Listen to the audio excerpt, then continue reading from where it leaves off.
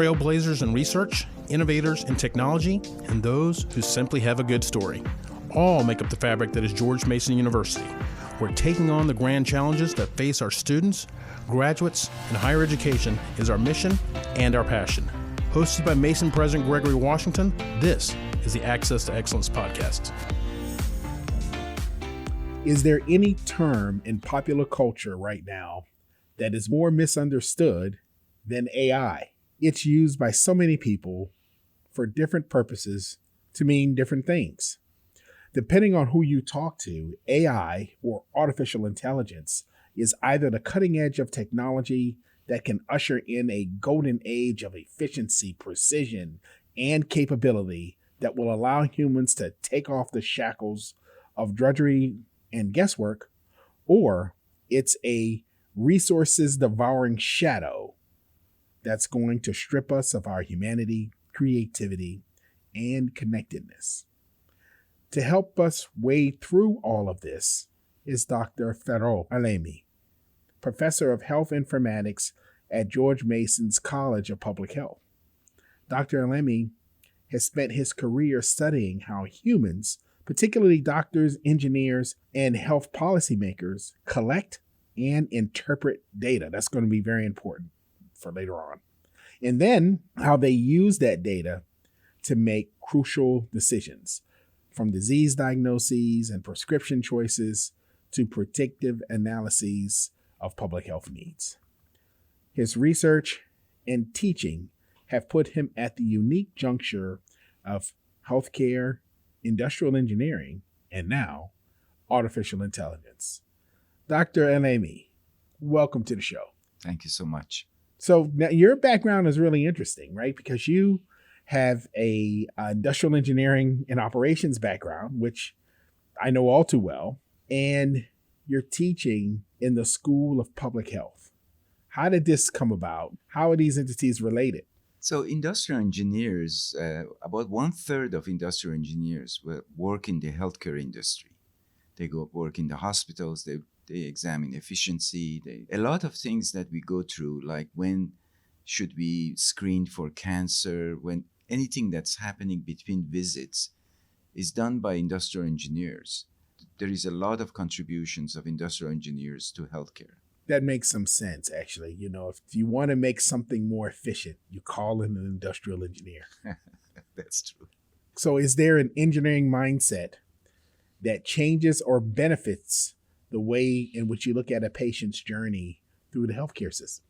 As an engineer, sometimes I look at healthcare and I don't understand the way we are healthcare.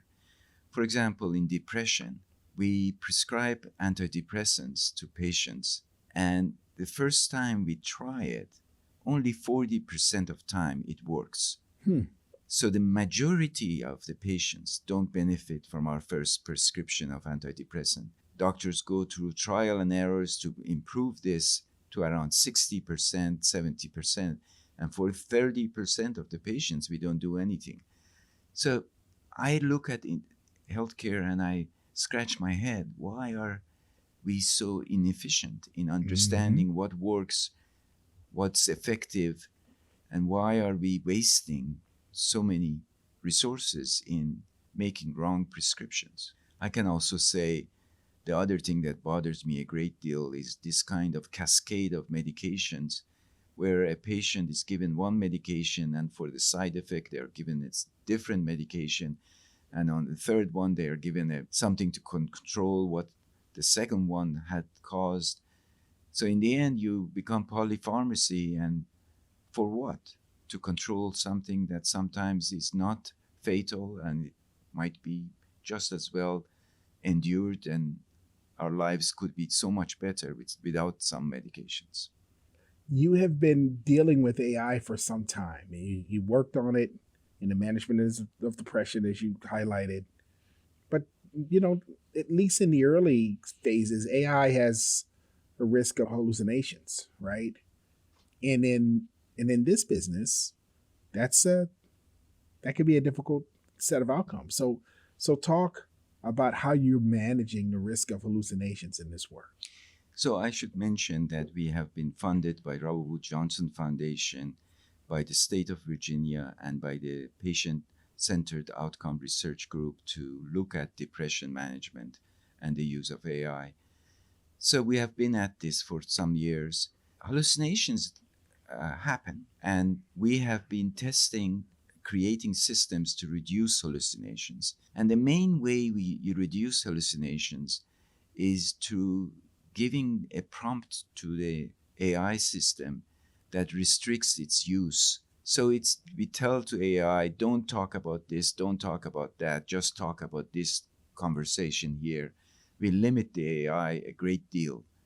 And that kind of prompting helps AI stay accurate. The other way we do reduce hallucination is to just get away from internet and go down to the medical record side and actually tell AI to analyze data and base its judgment on the finding from the data, not from comments that people have made on the internet that could be quite inappropriate in clinical management of a patient. So what evidence do you have that AI can manage depression better than clinicians? This is a very interesting evidence. What we do know is in 2 studies we have shown that the patients of AI concordant clinicians, those are clinicians that follow AI's advice, are more likely to have remission of their symptoms than patients of AI discordant clinicians. Now, that's about 17% in one study and 11% in another study. To give you in perspective, when average clinician on the first prescription of antidepressant is accurate around 40%. So we improved this to reach around 57% in one study and in another study to around 50%. So we crossed that borderline of getting the majority of patients to benefit. Mm-hmm. Right now, only minority of patients are benefiting. And we want to get it at least to 60% so that we can have more reliance on these medications when they are appropriate. Of course, we don't always prescribe antidepressants. We also give advice on doing psychotherapy, and for some mild depression, we prescribe that they should not use any antidepressant. So we go through a lot of different kinds of advice that we provide. I have to be clear about this thing because I use the word prescribe. We don't prescribe. Our systems only provide advice. And then Interesting. later on, the clinician decides to prescribe or not, or to follow that advice or not follow that advice. So the algorithm, the AI basically provides input to the clinician.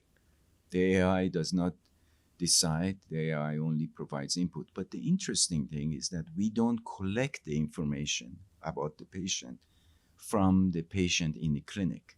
We collect the information directly at the patient's home.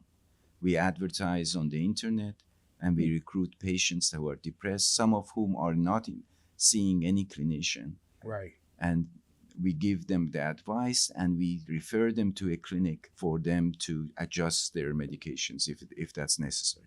And so tell me how it's working. How well does the AI accomplish this task?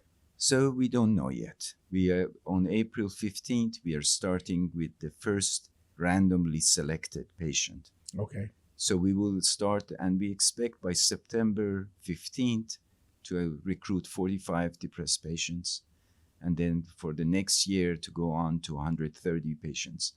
And at that point, we will be able to say whether they benefited, whether their clinicians followed our advice, and whether the clinicians who didn't follow the advice, what would have happened if they had followed. Do you also have to teach patients how to best use AI? Doesn't the accuracy of the AI depend on the prompt engineering piece that the patient enters? So in our systems, the patient doesn't enter the prompt. We enter it through a chain of thought, through a long series of prompts that we give to the system. But yes, in general, the quality of the prompt matters a great deal. Mm-hmm. And currently we are working on a research project in which we are looking at how do you improve that quality of the prompt. So just to give you a sense, for example, when you first come into the system and if you say, I took citalopram and I didn't get any remission of my symptoms, the AI system currently, if you go to OpenAI system or Claude or other systems, it will try to engage you and will give you some advice. But that's not the correct behavior. In our redesign of the system, it will say, wait a second, I can't give you any advice until I know a little bit more about you. Mm-hmm. And that way we get to ask questions about the patient that matter in terms of which advice we give them. The questions we ask from the patient take around 5 to 10 minutes of interaction. So it's a long visit with the AI. It's not a short question and answer. So you're sitting there, you're talking to AI. AI is asking for your complete medical history, your current medication, anything you tried in the past, what symptoms you have. It's almost like a visit to a clinician. And then at the end, we can give some advice, and that advice is then taken to your own clinician. So in the end, I think going back to your earlier question, yes, it really matters that you train whoever is interacting with the AI to ask the right question. And ask it the right way. And ask it the right way. You have that two facets of your work, right? One is all of the work in depression and psychiatry and the like. And then you have this other aspect of your work, which is this AI as a classroom teacher, which, you know, that's how I actually came across your name. It was a YouTube video. I was looking at other videos on AI. Were. And you know how you'll see in the queue videos that it's recommending based on what you're searching and what you're doing. And I see a video from you. Yes. So then I watch it. And I was blown away by what you're doing. So let's talk about it a little bit. Can you highlight what you are doing in the classroom? A course has a number of components. Yeah. You have the class notes that's usually developed by the instructor that's actually taught to the students. Right. You have a mechanism of testing. Yes. Right? To test students on how well they're learning the material that they're being taught. Yes. You have grading, right? And then you have this whole area of assessment where you're assessing as part of the grading mechanism, but also kind of part of a modification of the teaching, right? You're looking at how students are learning, and then you adjust your teaching in order to increase the depth of knowledge or add stuff that people are missing in this process. And you have managed to take AI and use it in a number of these areas. So can you go through what you've done, what's working, what's not working, and the like? So start at the top. All right. But first, let me go back to why you were able to see my YouTube. Okay. Because my courses are all open. So one of the YouTube videos that you saw was one of the hundreds of lectures that we have openly available on the web. Okay. So there is this wealth of knowledge that we have on YouTube that we provide to the world, to everybody in the community. So how are we using AI in the course? Before I go there, let me just say a few things about the type of course that I was teaching. Sure. So I think AI has different roles in different courses. At George Mason, we have a series of courses that are taught online asynchronously. Yes. AI can transform this kind of courses to something that's extraordinarily interactive. Okay. So that's one type of course. Then you have on the other end experiential courses, which AI can't really do anything for, because you have to get there, you have to show skills, you have to dance or something like that, or in healthcare, you have to see a patient, interact with the patient. These things AI can do less of. In between, there are didactic courses. These didactic courses, AI can make a difference there. So what did I do? I use AI videos to provide my lectures. So those lectures, used to be 10 minutes, 15 minutes long and boring. So I asked AI to do what I was doing, and in very, very short time, it did a better job than I did. What is your AI of choice? For the AI videos, I use a software called HeyGen. HeyGen is AI video with avatars, and these avatars go and teach a specific concept that I have. So you go to the avatar and you say, I want to teach this topic. What should I say? And the avatar uses its knowledge of AI and says, here is what I think you should say. You examine that and you improve it. And then you say, okay, go ahead and teach this. And the avatar goes ahead, creates an entire video for that topic. Usually it took me a whole day to make a video lecture. And this is like 5 minutes, and it can do everything I used to do. What input do you give it? Like, say, So it gives me input. It says, if you're teaching this topic, these are the kinds of things you should talk about. And I say, well, no, I don't want this one, and I want this one. I edit its input. It's not that I tell it exactly what to do.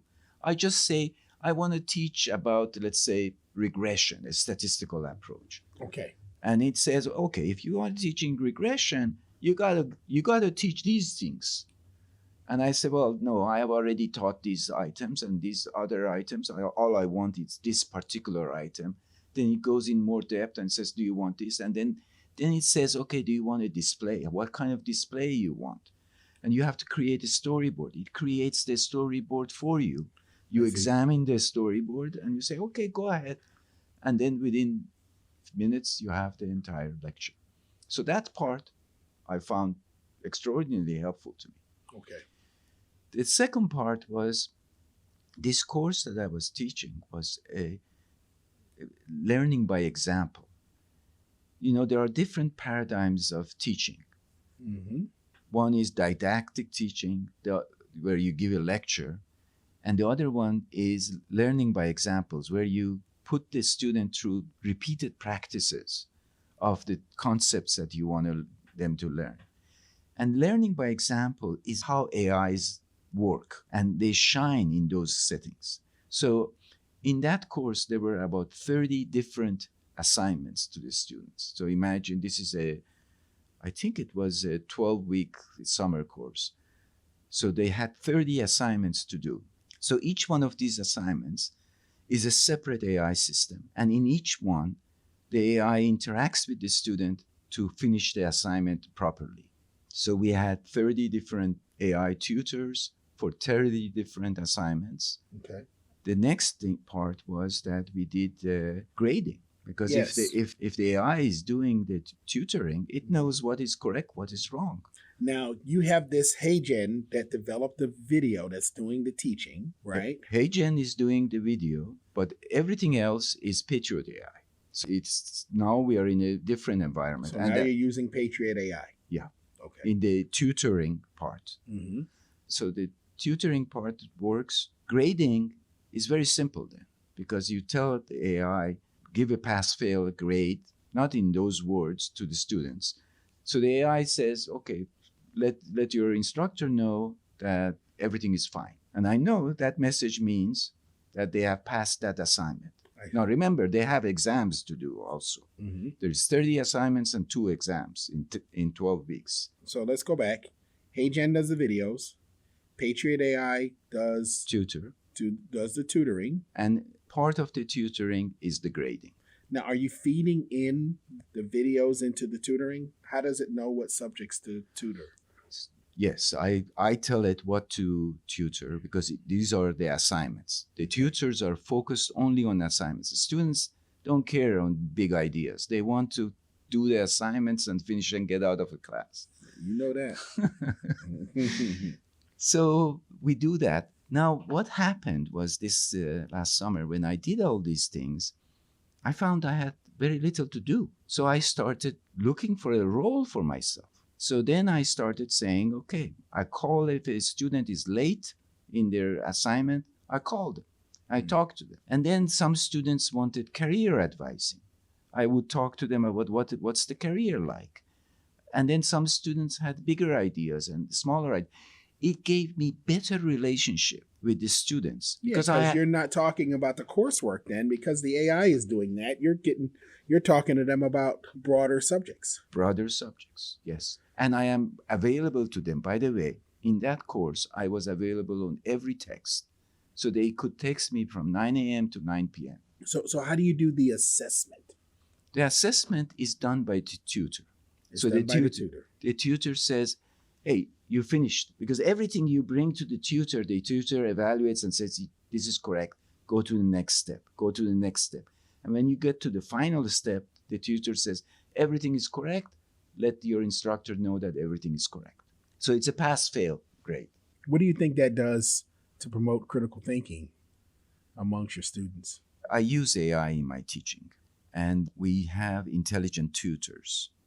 These intelligent tutors provide advice to the students about an assignment that I have given them. And last summer, I tried to see what impact AI has on my teaching and on my students.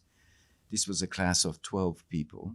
Mm-hmm. And in the 12 people, 10 people responded to a survey that I made for them.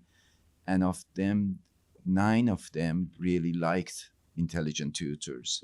And 1 of them didn't, wanted more time with the instructor. So what does it do with critical thinking? So intelligent tutors don't give the advice of how to solve a problem.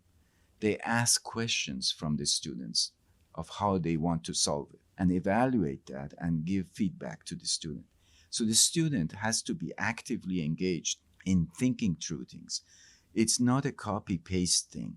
Without the intelligent tutor, the student can go to an AI system, open AI system, mm-hmm. and just copy-paste their response to an assignment. That's right. But with intelligent tutors, especially the one that we have on Patriot AI, the student has to go in and interact and answer questions. Yeah, it's very different. Very different. Yeah. They can copy-paste, and they like it more because it really engages them. So if you go to, for example, Claude, and you put in, here is an assignment, give me the response, it will do so. And students can do that.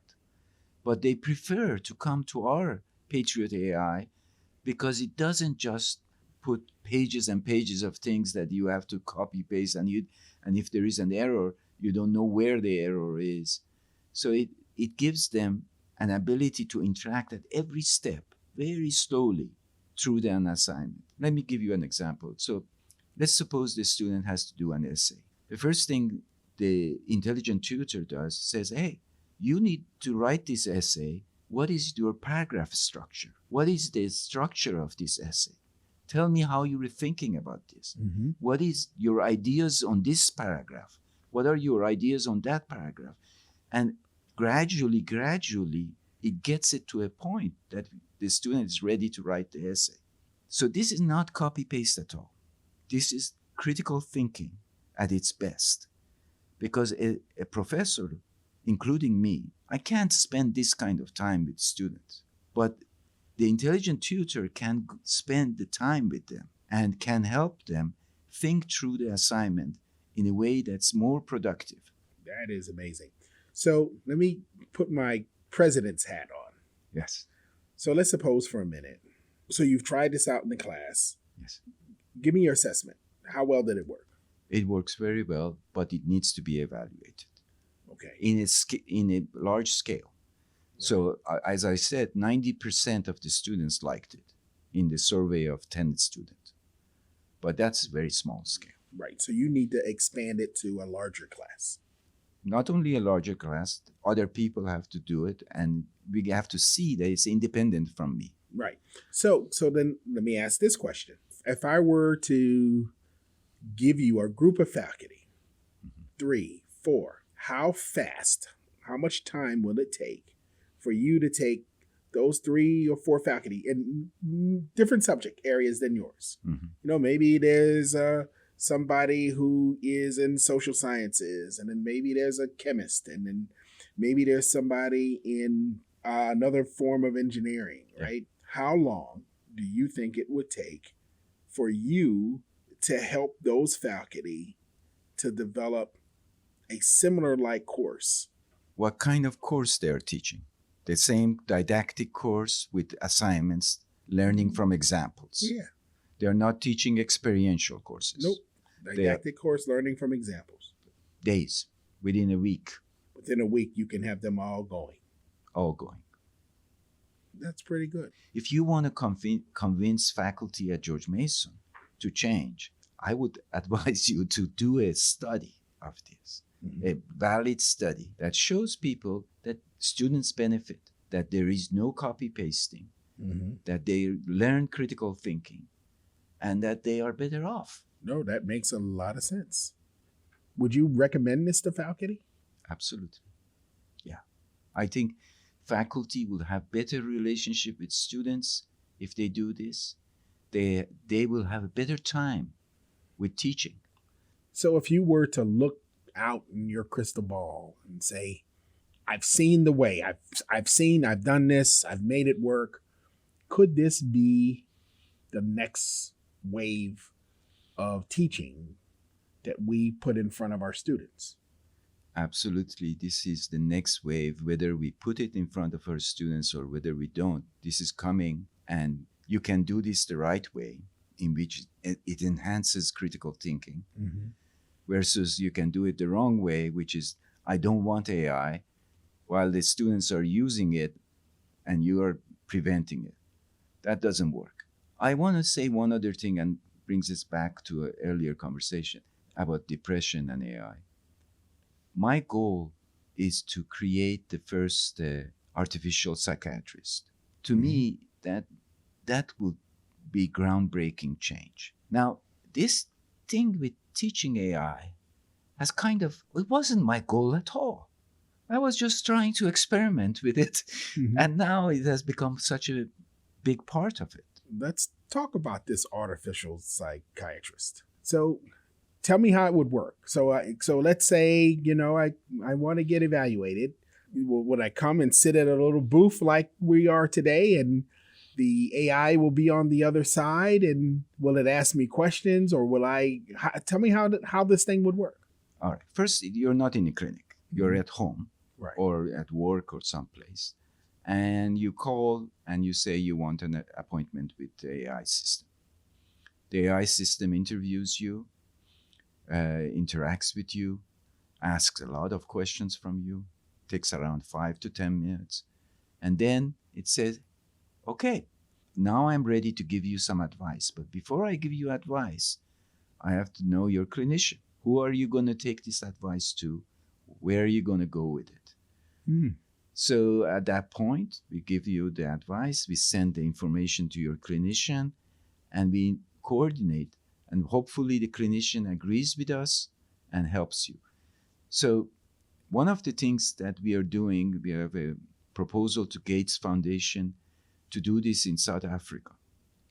We have a proposal that has been funded to do this in Virginia. So these are not pie in the sky, because the only thing that makes this a pie in the sky is that all of our current work is on depression, and we need to expand it beyond depression to psychosis, to intimate partner violence, in all mental health area. And that I call artificial psychiatrist. Oh, this is really, really interesting. So let me ask you the hard questions. Let's say you're able to do this, both on the instructor side, and you say you develop the AI psychiatrist. Yes. Okay. Question number one. I'll ask it in rapid fire. What's the role of the instructor in the AI guided class? Oh, that my class is a good example. The role of the instructor is to have a relationship with the students, to understand them, to figure them out, and to really be a role model for them and help them get there. All these things that take so much time, grading, in doing assignments, doing lectures, take our time away from being with the student. You make a strong case, but then is AI replacing the instructor? Yes, and I know there is a problem here. There is a intellectual problem. What's happening with jobs today? Let's take that. Okay. They are disappearing. Computer programmer jobs are disappearing. Sure. Social media jobs are disappearing. Sure. Why? And it's all AI. Is that good or bad? Of course, people should have work, but there is a transition period of what you do when the entire system is AI. Mm-hmm. We need to teach more about how AI can create jobs. There are new jobs here, and our degrees and education should focus on these new jobs. And we haven't defined those things. And I think, in part, I am part of the blame because I am kind of making these jobs disappear. But maybe there is a new type of professor. Yes, that's absolutely true. There is a new type of professor. And maybe there's this new way of teaching. And if you have this mechanism, now the professor can do other things. Exactly. You can do other kinds of research. You can do, if right? some Because jobs now you have more time, right? Yes. If jobs are disappearing, maybe new jobs are coming. Right. But this is a maybe. We don't know for sure. I agree with that. And so we need to be thinking about, what does the human societal framework look like? Yeah. What happens to the relationship between instructor and student? Improves. This is the surprising part. Mm-hmm. Because now the instructor is more available and is more engaged with students that are at risk and can do things that previously the instructor didn't have time to do. Right. So that part is good. So why is a large R1 public university like George Mason the right place to do this kind of AI-guided classroom? Because this is our future. We are closer to the future because we are in this university. And we know this future better. And we are shaping it. That's a great answer to the question. How can we promote more and better use of AI in our classrooms? I think university is doing a lot of things with AI policies. Mm-hmm. It's doing a lot of things with It's operation. great that you're using the Patriot AI platform for your work. Yeah, that was helpful. And that's university supplied. Yes. Yeah. AI policies, everybody is doing AI policies. A lot of faculty are doing different kinds of. This is the first time that AI is actually teaching at this university, or I think even some other universities. I agree with that. So that is an interesting thing. We need to absolutely evaluate this. And an evaluation that is rigorous and that people can point to and say, what will happen if we do this? One thing that amazes me is that students like this, but I don't know if in market studies, whether students will prefer coming to an asynchronous course that has AI, or go to an asynchronous course by a different university that doesn't have AI. I think it will give us a marketing advantage too. But that has to be evaluated. I don't know that. What is the advantage of doing all this work for attracting students and training people and getting them to work? What will happen? These are the kind of discussions that we need to have as universities, as faculty, and the like. And, this is why I brought you on this podcast, right? This is the kind of thing that I think is exciting, and the kind of thing that I believe starts to force us to start thinking about how this technology affects us on a daily basis in terms of what we do. I do thank you for doing that. And I also have been following what you have been saying about AI. And I really think that you're thinking right. Yeah, well, I appreciate that. Well, look, we're going to have to leave it there. Dr. Alemi, thank you for sharing your vision and your leadership with the educators of our future. I am George Mason President Gregory Washington. Thanks for listening, and tune in next time for more conversations that show why we are all together different. If you like what you heard on this podcast, go to podcast.gmu.edu for more of Gregory Washington's conversations with the thought leaders, experts, and educators who take on the grand challenges facing our students, graduates, and higher education. That's podcast.gmu.edu.